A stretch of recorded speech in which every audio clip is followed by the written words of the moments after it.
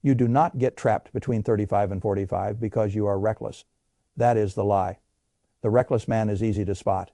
He is loud, he is obviously foolish, he buys toys, he cannot afford, borrows against fantasies, and mistakes movement for progress.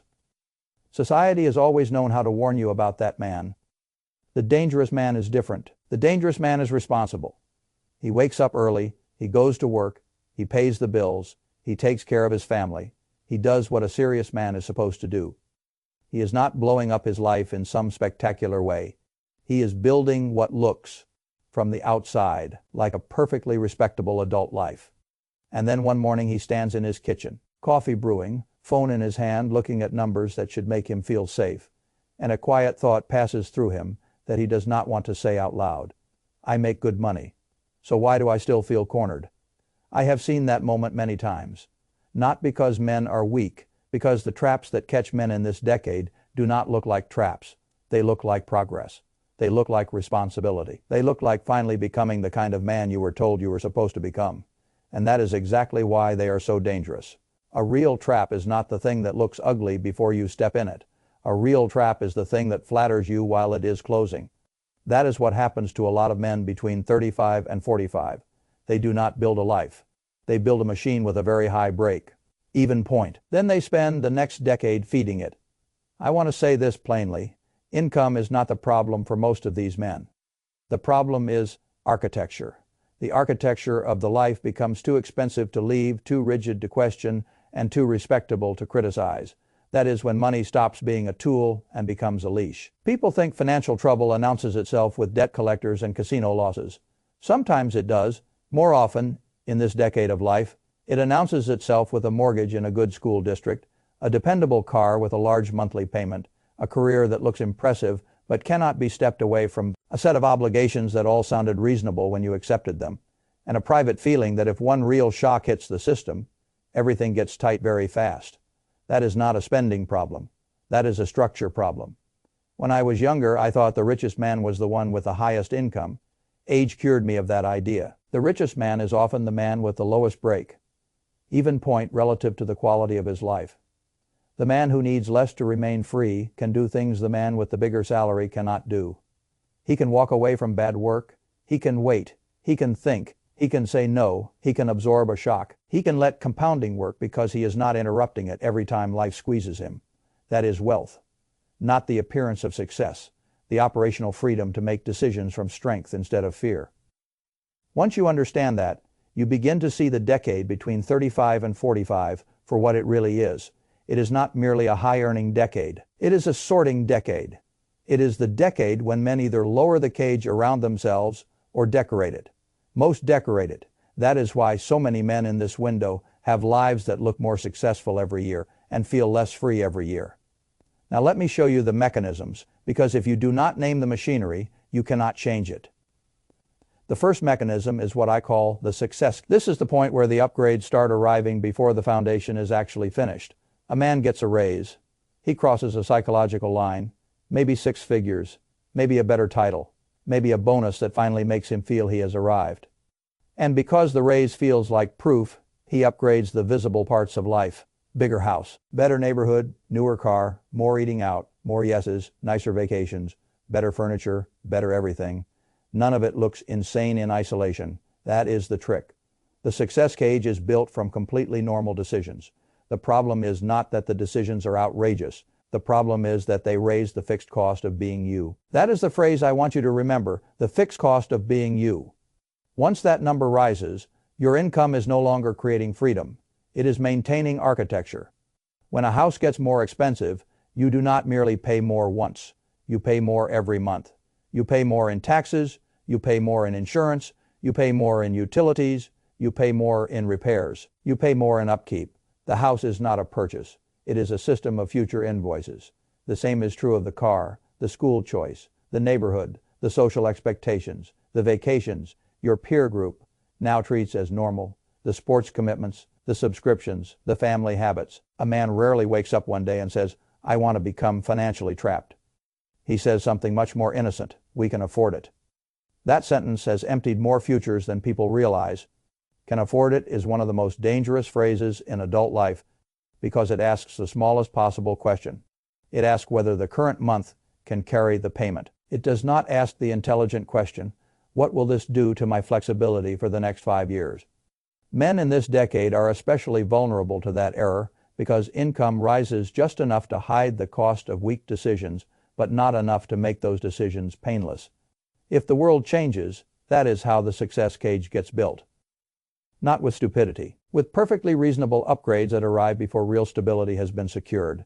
The second mechanism is what I call the flexibility sale. Most men think they are financing convenience. What they are actually financing is the surrender of future options. A financed luxury is never only a luxury, it is a claim on your future time. If you finance a car for 6 years because the monthly payment looks manageable, you have not purchased transportation. You have sold 6 years of optionality in exchange for present comfort. That may sound dramatic to some people. It is not dramatic enough. Optionality is one of the most underrated assets in the entire financial life of a man. When you have optionality, you can survive a bad quarter. You can turn down a humiliating boss. You can wait for a better business opportunity. You can take a temporary pay cut. If the long-term path is stronger, you can breathe before deciding. When you do not have optionality, every inconvenience becomes a threat. Every slow month feels personal. Every career move is distorted by the question, can I afford to make it? That is when a man stops leading his financial life and starts being led by it. The cruel part is that the comfort he bought rarely feels luxurious for very long. Humans adapt quickly. The nicer car becomes normal in a few weeks. The larger house becomes ordinary in a few months. The more expensive lifestyle stops feeling like a reward and starts feeling like the baseline. But the payments do not adapt. They remain exactly as demanding as the day you signed for them. That is why financing comfort is usually a poor trade for a man in this phase of life. The psychological benefit shrinks. The structural obligation remains. You get used to the comfort and stay exposed to the cost. That is a terrible bargain. The third mechanism is the obligation ratchet. This one is even more dangerous because it often feels moral. It feels loving. It feels generous. It feels like what a good man does. A man cosigns a loan because family needs help. He agrees to a school bill because he wants the best for his kids. He absorbs a partner's debt because that is what commitment means. He stretches for a bigger house because parents may need to move in one day. He says yes to recurring commitments because saying no feels selfish. I am not mocking those choices. Some of them will be right, but every obligation has a numerical consequence. Whether it is wrapped in virtue or not, it raises the line. That line is your break-even point. And once that line rises, it does not fall easily. You can cancel streaming services. You can skip dinners out. You can tell yourself you are cutting back. But you cannot casually unsign a mortgage. You cannot effortlessly reverse tuition. You cannot erase a co-signed loan with a mature conversation. The obligation ratchet is dangerous because it moves only one way in the lives of most men. Up, then up again, then up again. At some point, a man realizes he is not managing expenses anymore. He is servicing a life design that was assembled one reasonable promise at a time. And because all the pieces were chosen in the name of being a good adult, he struggles to question them. That is how responsibility turns into rigidity. Responsibility says, I can carry what matters. Rigidity says I am no longer allowed to ask whether all of this still makes sense. That is not maturity. That is captivity with good manners. The fourth mechanism is the income mirage. This trap catches high earners especially hard because money coming in creates a false sense of progress. A man looks at his income at 40 and compares it to his income at 30. The number is bigger. The title is better. The work is more important. He tells himself he is winning. But income is not wealth. Income is flow. Wealth is retained control. A bigger paycheck can coexist with the exact same fragility if the lifestyle expands fast enough to absorb it. That is why so many men who look impressive on paper still feel tension in the body every single month. Their machine has grown larger, but it has not grown freer. They are running a more expensive version of the same treadmill. It is not uncommon for a man earning $200,000 to feel a stress pattern not unlike the pattern he felt at $75,000. Because the life expanded with the income, that does not mean money does not matter. It means unclaimed surplus matters more. If your income rises and your margin does not, your life has become bigger without becoming safer. That is not financial progress. That is inflation at the household level. A lot of men never realize this because the higher income conceals inefficiency. When you are making more money, small leaks do not feel urgent. You do not notice where every dollar goes because enough dollars are still arriving to keep the machine running. But the leak is still there. And over 10 or 20 years, a leak compounded through a high-income life becomes a fortune that was never built. The fifth mechanism is the compounding delay tax. This is where the whole situation becomes more painful than most men realize, because the trap is not only what you spend, it is what never gets invested while you are busy feeding the machine. A man at 37 still has something incredibly valuable. He has time, not unlimited time, but meaningful compounding time. If he starts now, seriously, now, not theoretically now, he can still build substantial wealth from consistent contributions. If he delays until 45 or 50, because the obligation stayed too high and the margin stayed too low, the cost is not linear, it is brutal. Two men can invest the same monthly amount at the same rate of return and end up in very different worlds, simply because one of them started 10 years earlier. That is what makes this decade so important. It is not merely that income is higher. It is that the window to turn high income into compounding is still open. This is the last decade in which many men can meaningfully simplify, redirect, and still give time a chance to do real work. If they spend the decade upgrading instead of investing, they do not get those years back. There is no invoice for delayed compounding. That is why it is so dangerous. You do not feel it the way you feel a car payment.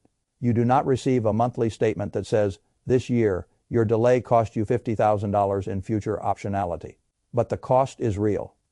Every year that passes with a high break, even point and low margin is a year in which the future is being quietly discounted. And because the delay tax is invisible, men tolerate it much longer than they would tolerate a visible loss. If somebody told a man, "I am going to take $200,000 from your future and burn it in your driveway," he would fight. If the same $200,000 disappears slowly through 10 years of obligation creep, convenience financing, and unused compounding, he calls it adulthood. That is how destructive invisibility can be. The sixth mechanism is the identity merger. This is where money becomes psychological instead of merely mathematical. A lot of men tie self-respect to the visible markers of adulthood: the car, the zip code, the square footage, the schools, the vacations, the ability to say yes without hesitation. Once that happens, financial decisions stop being financial. They become identity decisions. And when a lifestyle decision becomes an identity decision, downgrading feels like humiliation. That is why smart men stay trapped longer than they should. Not because they cannot do the math, because the math threatens the self-image. A cheaper car is not just a cheaper car. It feels like a smaller self. A smaller house is not just a different house. It feels like a public demotion. A harder conversation about recurring commitments feels like weakness rather than wisdom. This is absurd, of course. Your identity is not the leather on the steering wheel. It is not the neighborhood sign. It is not the monthly number required to maintain appearances. Your identity is what remains when the symbols are stripped away. The man who can drive something modest without feeling diminished is stronger than the man who needs a luxury emblem to feel whole. The man who can live below his means without shame has built something inside himself that cannot be repossessed. That kind of inner independence is worth far more than the outer costume most men exhaust themselves to preserve. Now, I want to explain why this decade is uniquely dangerous. Between 35 and 45, three pressures converge. First, income is often near its best level so far. That creates cover for bad structure. Second, life is crowded. Career pressure is intense. Health begins sending early signals. Time is fractured. Reflection becomes rare. A busy man does not step back easily and ask whether the architecture still serves him. He keeps moving, he keeps paying, he keeps saying yes. Third, there is a social script operating in the background. It tells men that more obligation is proof of maturity. More burden means more adulthood. More financial weight means more seriousness. That script is poisonous. Maturity is not measured by how many permanent invoices you can stack on your back. Maturity is measured by whether your obligations are aligned with your values and your future. A man can carry an impressive load and still be headed in a foolish direction. The world often praises him while he is doing it. That is what makes this decade so deceptive. At 27, if a man is trapped, people can still see it. At 41, if a man is trapped, people often call it stability. They congratulate the prison bars. They compliment the paint color. They admire the mortgage as though debt itself were proof of wisdom. And because he is being praised while he is becoming less free, he often keeps walking deeper into the structure that is suffocating him. Now let us talk about the true cost, because unless you feel the cost clearly, you will not change. The first cost is delayed wealth, not theoretical wealth, actual freedom postponed. Every dollar that goes toward supporting a lifestyle you do not truly need is a dollar not buying future optionality. When that pattern runs for years, it stops being a spending issue and becomes a life outcome. The second cost is chronic stress. This may be the most immediate and least discussed cost, a high break. Even point creates an invisible tension inside the body. A man may make enough money on paper, but if he has no margin, no cash buffer, and no structural flexibility, his nervous system knows it. He sleeps lightly, he reacts sharply, he is present physically and absent mentally. He feels one setback away from pressure. Research can give you the clinical language for this, but you do not need research to recognize it. You can see it in a man's face. You can hear it in his tone. He looks successful and feels hunted. The third cost is invisible desperation.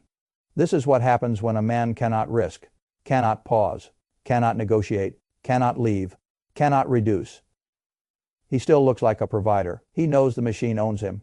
That is a hard truth for a proud man to admit, because outwardly he is doing well. He has what he was supposed to build, but the gap between how the life looks and how the life feels gets wider every year. That gap is a spiritual cost as much as a financial one. It changes the way a man shows up with his wife, his children, his colleagues, his own thoughts. When you are structurally trapped, even your success starts feeling like evidence against you. There is also a fourth cost that men do not discuss enough. You begin making career decisions from fear instead of from conviction. That changes the entire trajectory of a life.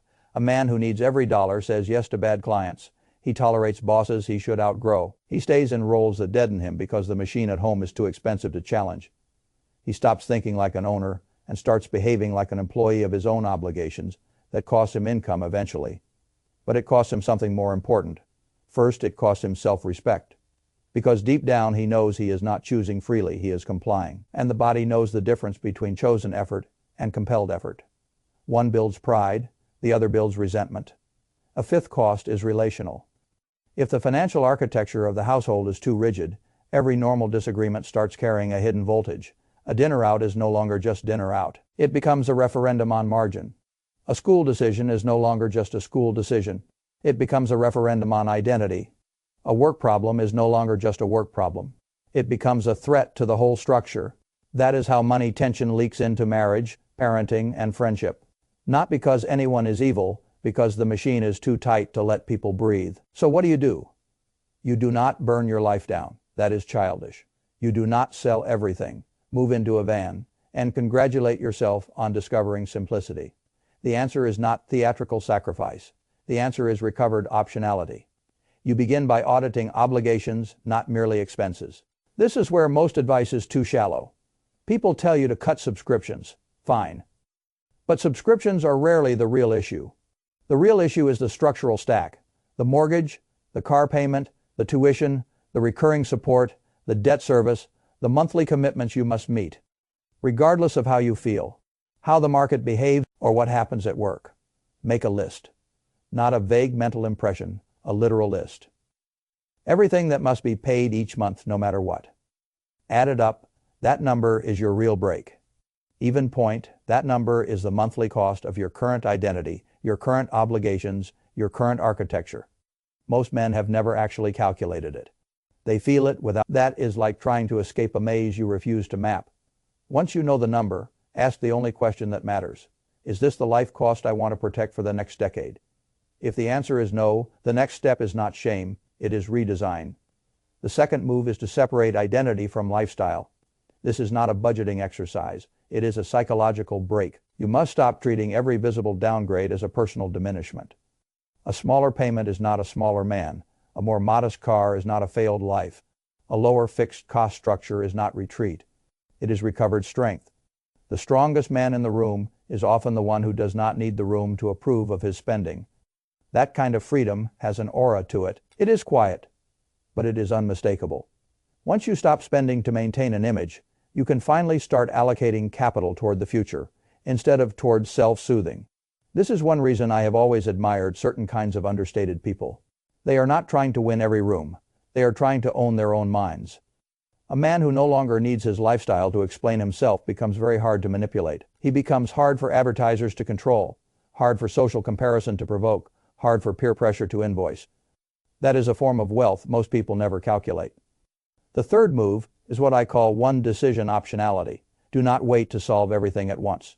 That is how men stay stuck. They imagine that unless the whole life can be transformed in a dramatic act, nothing meaningful can be done. That is nonsense. Every decision from this point forward either adds optionality or removes it. A bigger house usually removes it. Paying down debt usually adds it. Financing a new car usually removes it. Driving the paid-off car longer usually adds it. Adding a recurring obligation, building cash reserves usually adds it. Every decision is now a vote, not for your image, for your freedom. Men underestimate how powerful that shift becomes over time, not only financially, psychologically. When you begin making decisions that lower the brake, even point, something happens inside you. The body relaxes. The mind clears. Negotiation at work changes. You stop smelling desperate. You start making cleaner choices because you are no longer protecting an architecture that should never have been that expensive in the first place. That creates a virtuous cycle. Lower brake, even point. Better decisions, lower stress, more confidence, more ability to wait, more ability to invest, more compounding. This is what people miss. Optionality compounds too, not just money. Freedom compounds. The fourth move is to convert surplus into a system before lifestyle captures it. This is one of the simplest and most important rules I know. When income rises, do not first ask what can be upgraded. Ask what percentage of the increase can be made untouchable. If the raise arrives and immediately disappears into a house, a vehicle, or a new pattern of consumption, the raise did not strengthen you. It merely enlarged the machine. But if part of that raise is automatically routed into investing, cash reserves, or debt reduction before you emotionally adapt to having it, the raise begins doing what raises are supposed to do. Create margin. A lot of men reverse that order. They expand first and save later. That is why later never arrives. Lifestyle has a faster reflex than discipline. If you do not systematize surplus quickly, comfort will claim it, and once comfort claims it for long enough, it starts calling itself necessity. That is how men end up saying absurd things, like we can't possibly go back now. When what they really mean is, I adapted too quickly and now I call the adaptation unavoidable. The fifth move is to build the margin protocol. A man in this decade should know 3 numbers as clearly as he knows his own name. First, his break, even point. Second, his monthly surplus after all obligations. Third, the percentage of that surplus automatically moving into cash reserves or investments. Without those numbers, he is not directing his financial life. He is improvising it. And improvisation is expensive when obligations are high. The protocol should be simple. Protect cash reserves. Lower fixed obligations where possible. Automate investing so that surplus does not leak into lifestyle by default. Review major commitments through the lens of optionality, not social approval. That is not glamorous. It is powerful.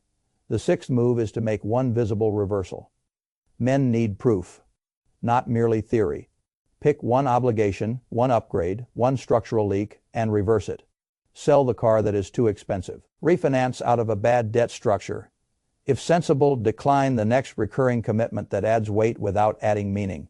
Stop confusing every upgrade with adulthood.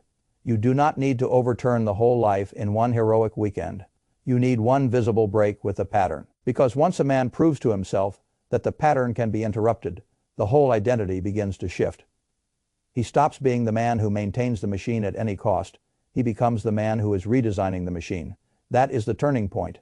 The seventh move is to protect the next decade of compounding like it is a business asset, because it is. Most men between 35 and 45 are still close enough to the early side of retirement that the next 15 to 20 years matter tremendously. That means the money not being invested now is not merely idle. It is absent labor. It is absent future freedom. It is absent negotiating power at 50, 55, and 60. When a man says yes to obligations that permanently crowd out investing, he is not just choosing present consumption. he is selling future leverage. He is making it more likely that the second half of life will be lived from necessity rather than from choice. I do not say that to frighten him. I say it because men need a stronger emotional relationship to the future than they usually have. Most people will protect the car before they protect the compounding engine. That is backward. The compounding engine is what buys future years of choice. The car buys a temporary emotional story and then depreciates in the driveway. The eighth move is to stop treating comfort as the same thing as care. This matters especially for fathers and husbands. A lot of men love their families and then quietly express that love in the least strategic financial language possible. They assume more house means more love. More spending means more devotion. More yeses means more generosity. Sometimes the kindest thing a man can do for his family is refuse an upgrade that would raise the household stress floor for a decade. Children do not mainly need a father who keeps enlarging the visible shell of life. They need a father whose nervous system is not permanently cornered. They need a house where no one feels one income, shock away from panic. They need presence, margin, patience. Adults forget this because they grew up in a world that kept confusing provision with display. Provision is not display. Provision is durable safety. Provision is not the most expensive life you can technically service this year. Provision is the life that can remain stable if the year turns against you. Now let me speak directly to the man who says, "Yes, but I already made the commitments." Good. Then start where you are. Do not waste another year turning regret into paralysis. The point of seeing the trap is not to shame yourself for entering it. The point is to stop decorating it. There are always moves available, perhaps not all at once. But there are moves: a refinance, a slower car cycle, a delayed upgrade, a serious cash target, a hard conversation, a new investing floor, a smaller ego, a more accurate definition of what winning looks like. These things matter. And once you start, you will notice something very quickly. Freedom has momentum. The first few adjustments feel hard because they are resisted by habit and image. Then, little by little, your mind begins preferring margin over display. You start enjoying lower obligations more than higher status signals. You begin experiencing optionality as a pleasure. That is a beautiful change when it happens. It is like getting your lungs back. The ninth move is to treat milestones as foundations, not rewards. This mistake destroys enormous amounts of momentum. A man finally builds $50,000 in cash or $100,000 in retirement accounts or reaches a career milestone, and instead of treating it as the start of a stronger position, he treats it as permission to upgrade. Now I can relax, now I can reward myself, now I can step on the gas in lifestyle. That is backwards. A milestone is not a signal to consume more. It is the foundation for the next layer of freedom. You do not pour the foundation of a house and then celebrate by cracking it. You build on it. Real wealth builders understand this instinctively.